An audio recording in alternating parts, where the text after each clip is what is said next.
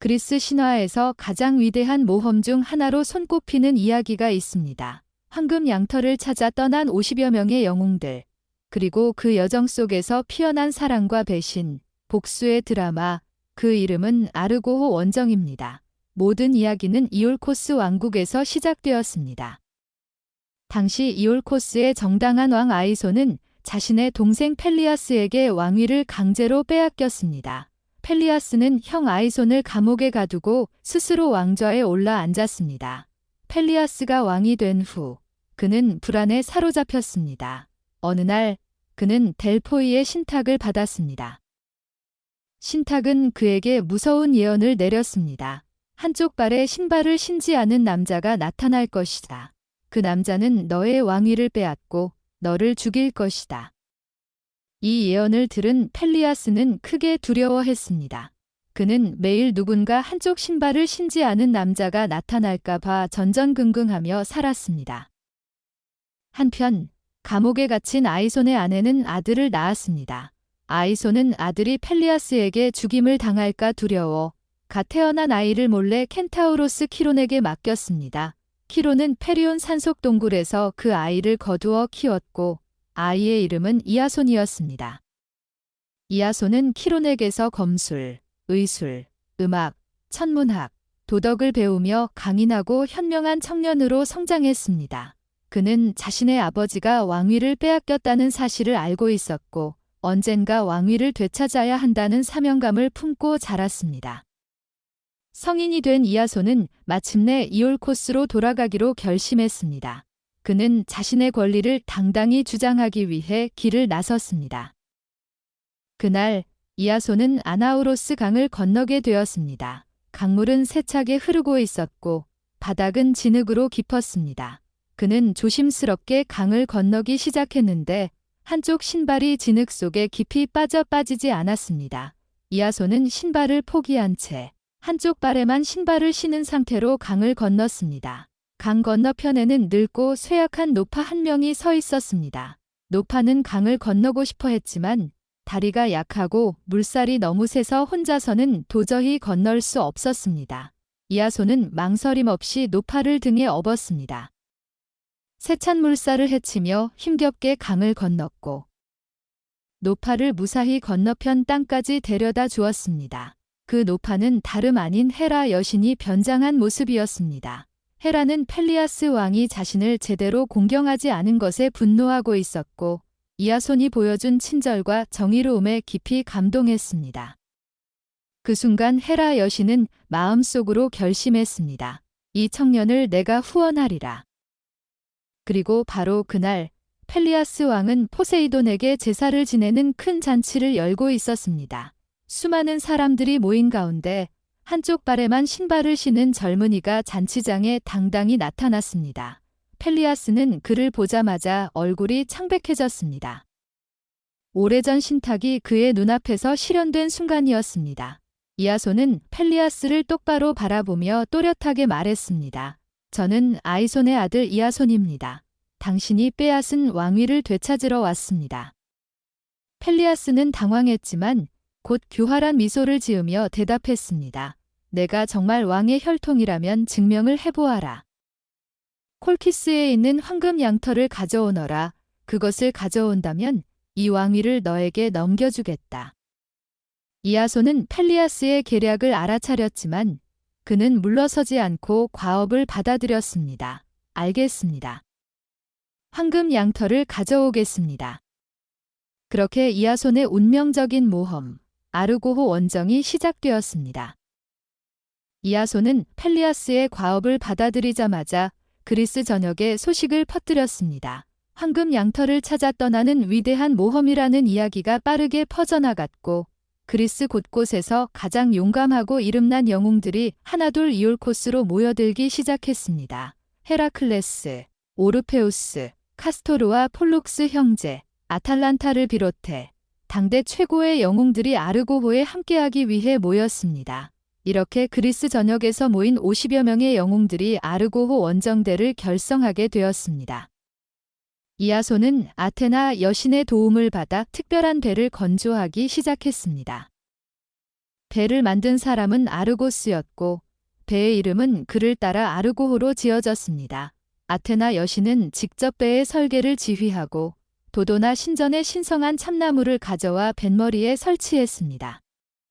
이 나무 조각은 배가 위험에 처하면 인간의 목소리로 경고를 해주는 마법적인 힘이 있었습니다. 헤라 여신은 전체적인 후원자로서 배의 건조가 순조롭게 진행되도록 축복을 내려주었습니다. 아르고호가 완성된 후 영웅들은 해변에 모여 출항을 앞두고 신들에게 제사를 지냈습니다. 그들은 먼저 아폴론에게 제물을 바쳤습니다. 아폴론은 항해와 출발의 신이자 예언의 신이었기 때문에 원정대는 그에게 가장 먼저 희생제를 올렸습니다. 흰 황소를 제물로 바치고 그 피를 바다에 뿌리며 기도를 올렸습니다. 제사가 끝난 뒤 영웅들은 잔에 담긴 포도주를 들어 신들에게 바치며 헤라, 제우스, 포세이돈에게도 감사를 드렸습니다. 바람이 잔잔하게 불어오는 가운데 제사의 연기가 하늘로 올라갔습니다. 그때 원정대에 함께한 예언자들이 앞으로 나섰습니다. 가장 먼저 입을 연 것은 이드몬이었습니다. 그는 아폴론의 아들로 태어난 뛰어난 예언자였습니다. 이드몬은 하늘을 바라보며 조용히 말했습니다. 이 원정은 반드시 성공할 것이다. 황금 양털은 그리스로 돌아올 것이다. 그러나 나는 이 항해에서 죽을 운명이다. 그것이 신들의 뜻이다. 영웅들은 침묵했으나 동요하지 않고 오히려 결의를 다졌습니다. 또 다른 예언자 암피아라우스도 조용히 충고를 더했습니다. 신들의 뜻을 거스르지 말라. 용기와 겸손을 동시에 가져야 한다. 과도한 오만은 반드시 재앙을 부를 것이다. 이드몬은 마지막으로 미소를 지으며 말했습니다. 두려워하지 마라. 우리의 운명은 이미 정해져 있다. 우리는 그저 그 운명을 당당히 맞이하면 된다. 영웅들은 제사의 불꽃을 바라보며 고개를 끄덕였습니다. 그들은 예언자들의 말을 가슴에 새기고 아르고호에 올라타 출항할 준비를 마쳤습니다. 마침내 아르고호는 항해를 시작했습니다. 아르고호가 출항한 지 얼마 되지 않아 영웅들은 첫 번째 큰 기착지인 레무스 섬에 도착했습니다. 레무스 섬은 당시 아주 특별하고도 섬뜩한 곳이었습니다. 섬의 모든 남자들이 죽고 오직 여인들만 남아 있었습니다. 그 이유는 레무스 섬의 남자들은 트라키아에서 데려온 여자들에게 빠져 자신들의 아내들을 철저히 무시하고 버렸습니다. 분노한 아내들은 어느 날 밤 섬의 모든 남편들을 몰살시켰습니다. 그날 이후 레무스 섬은 여인들의 섬이 되었습니다. 영웅들이 섬에 상륙하자 섬의 여인들은 놀라움과 동시에 강렬한 환영을 보였습니다. 그들은 오랜만에 본 남자들에게 적극적으로 다가갔고 영웅들을 자신의 집으로 초대하며 따뜻한 음식과 포도주를 대접했습니다. 레무스 섬의 여왕 히프시필레는 특히 이아손에게 강한 관심을 보였습니다. 그녀는 이아손을 왕궁으로 데려가 극진히 대접했습니다. 영웅들은 처음에는 경계를 했지만 곧 섬의 따뜻함과 여인들의 애정에 빠져들었습니다. 그렇게 며칠이 지나고 몇 달이 지났습니다. 영웅들은 레무스 섬에서 여인들과 함께 지내며 많은 이들이 그곳에서 아이를 낳았습니다. 이아손 역시 여왕 히프시필레와의 사이에 아들을 두었습니다. 그러나 이 달콤한 시간은 영원히 계속될 수 없었습니다. 헤라클레스는 점점 불만을 터뜨렸습니다. 그는 동료들을 모아 강하게 질책했습니다. 우리는 황금 양털을 찾아 떠난 영웅들이지 여기서 여인들과 즐기려고 온 것이 아니다. 이대로라면 우리는 영원히 이 섬을 벗어나지 못할 것이다. 헤라클레스의 강한 독촉에 영웅들은 결국 정신을 차렸습니다. 그들은 여인들과의 이별을 아쉬워하면서도 다시 아르고호에 올라타 항해를 재개하기로 결정했습니다. 히프시필레는 이아손에게 작별 인사를 하며 그가 낳은 아들을 안고 눈물을 흘렸습니다. 영웅들은 레무스 섬을 떠나 다시 바다로 나아갔습니다. 아르고호는 레무스 섬을 떠난 후 다음 기착지로 미시아 땅에 도착했습니다. 영웅들은 오랜 항해로 지친 몸을 쉬게 하고 식량과 물을 보충하기 위해 상륙했습니다. 그곳에서 헤라클레스의 가장 아끼는 친구이자 동료인 힐라스가 물을 길어오기로 했습니다. 그는 청동 물동이를 들고 근처 숲속에 있는 샘으로 향했습니다. 샘에는 물의 요정들이 살고 있었습니다. 그들은 힐라스의 뛰어난 미모를 보자마자 한눈에 반했습니다. 한 요정이 사랑에 빠져 그를 물속으로 끌어당겼습니다. 힐라스는 순간적으로 비명을 질렀습니다.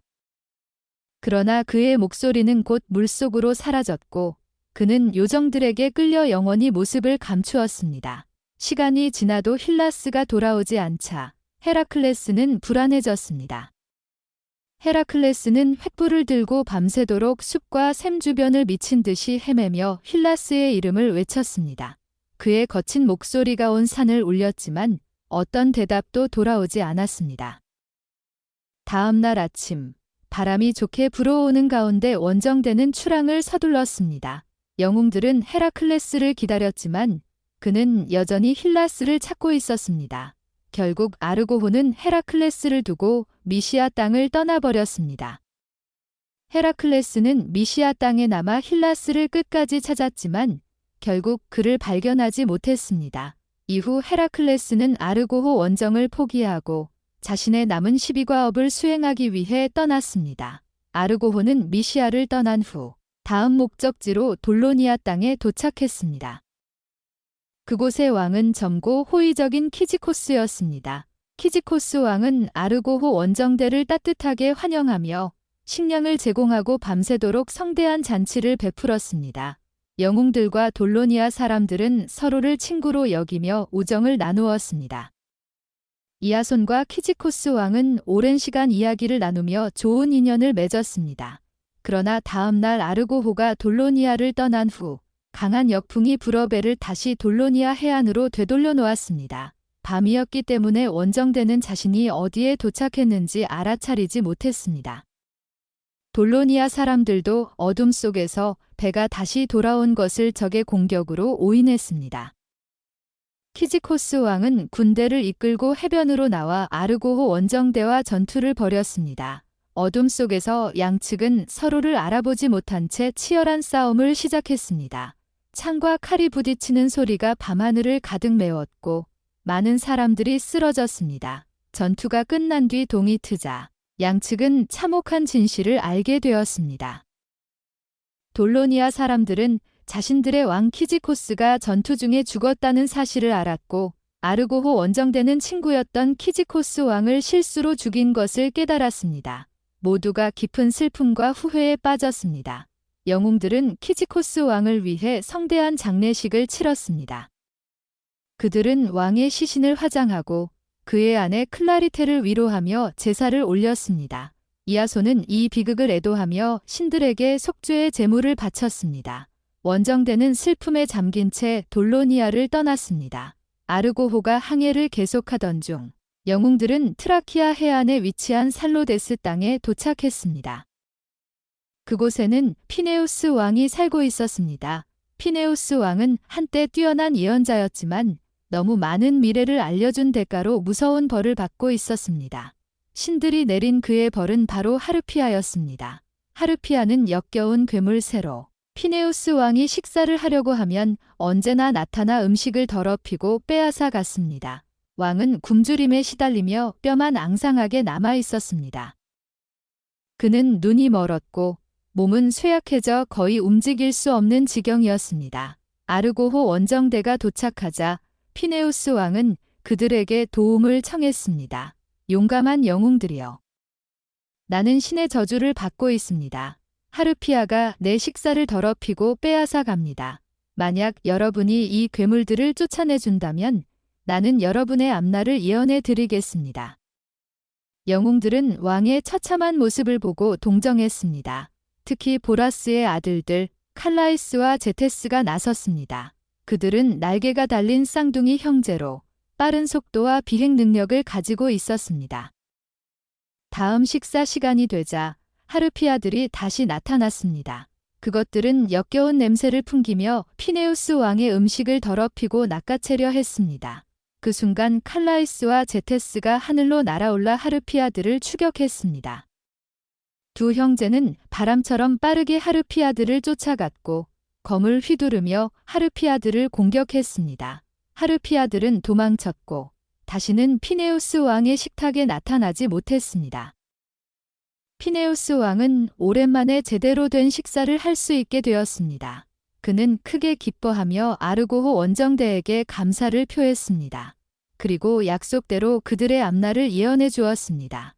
황금 양털은 반드시 손에 넣을 수 있을 것이다.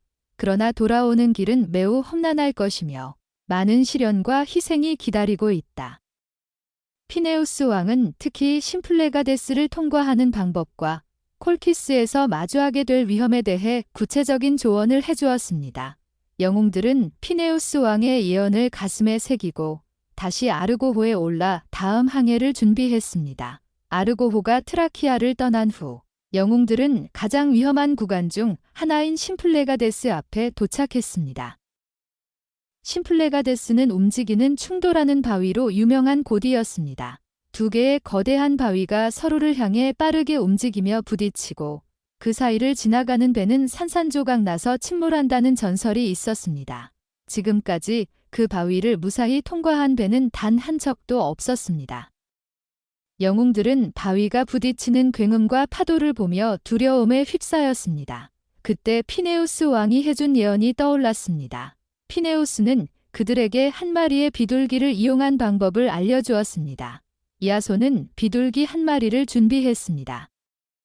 영웅들이 긴장한 채 지켜보는 가운데 비둘기를 심플레가데스 사이로 날려보냈습니다.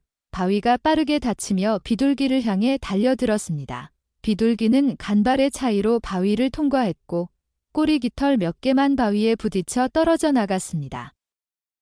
이아손은 외쳤습니다. 지금이다. 바위가 다시 벌어지는 순간을 놓치지 마라. 아르고호는 전속력으로 노를 저으며 두 바위 사이로 돌진했습니다. 바위가 다시 빠르게 다태오고 있었습니다. 영웅들은 있는 힘껏 노를 저었고 배는 파도를 가르며 전진했습니다. 바로 그때 헤라 여신이 개입했습니다. 헤라는 강한 바람을 보내 아르고호를 힘껏 밀어주었고 배는 그 힘을 받아 더욱 빠르게 앞으로 나아갔습니다.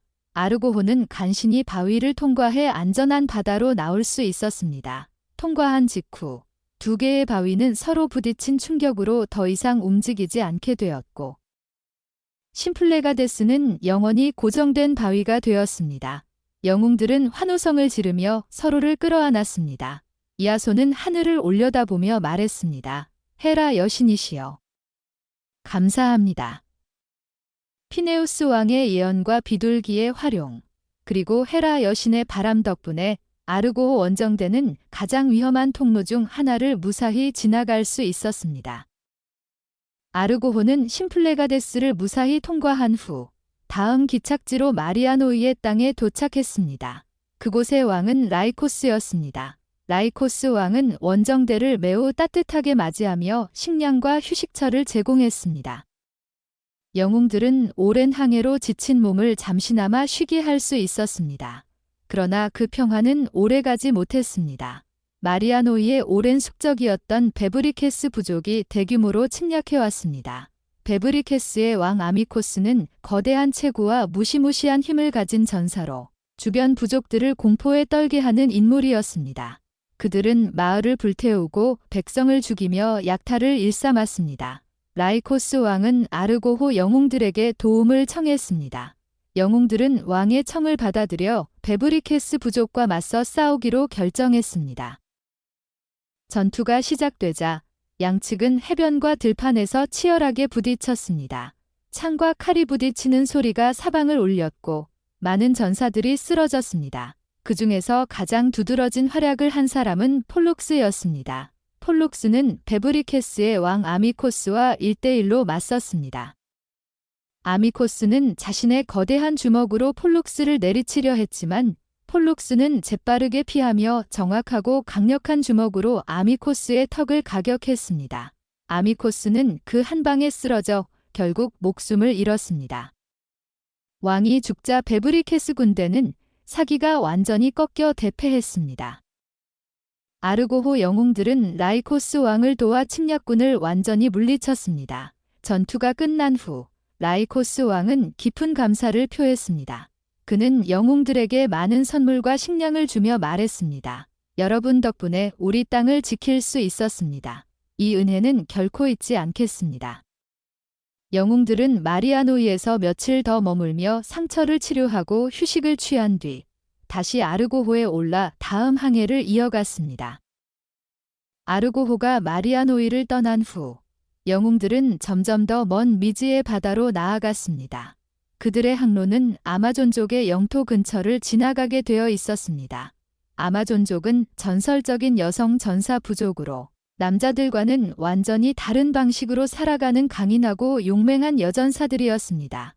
그들은 활과 창, 도끼를 자유자재로 다루며 남자와 동등하거나 그 이상의 전투력을 가졌다고 알려져 있었습니다.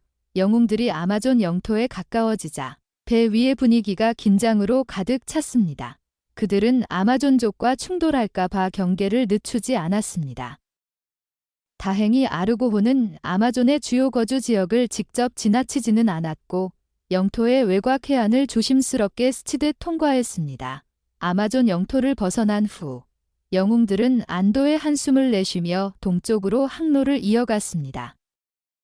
그러던 어느 날 그들은 타우리스 섬 근처 바다에 도착했습니다.